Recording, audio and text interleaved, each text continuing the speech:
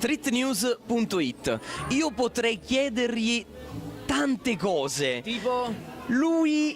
Partiamo innanzitutto dalla presentazione, perché questo personaggio qua che abbiamo Guarda, non pure esagerare, catturato sui social network, perché lo andiamo a spiare sui social network, era con Rosario Fiorello poco fa, e ora siamo onoratissimi di averlo qui a Street News. Lui è un trasformista, è un artista a 360 gradi, cantante, perché ha quella caratteristica che ha trafitto il cuore di Rosario Fiorello, che l'ha proiettato poi nel grande palcoscenico, no? Nazionale e non solo, ma Mimmo Foresta, caro Mimmo, lui riesce, vero, A fare cosa? ad imitare le voci delle cantanti femminili, una direi caratteristica, una particolarità incredibile. In Italia io sfido chiunque a trovare qualcun altro che riesce a farlo come lo fa lui. Caspita. Parliamo sempre dell'imitazione.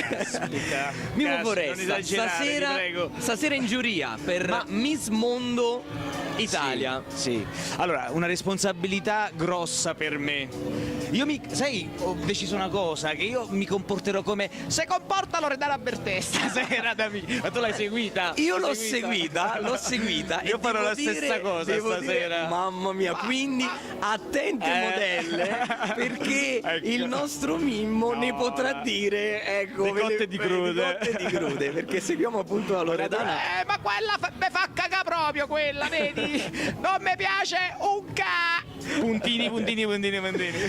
Mimmo, ma tu che hai... No, io voglio chiederti un'altra Ok, cosa. vai. Lo so che Mimmo adesso deve scappar via per altre interviste, però voglio chiederti una qualità che deve avere la modella, quella perfetta, secondo te? Io credo la semplicità e la bellezza.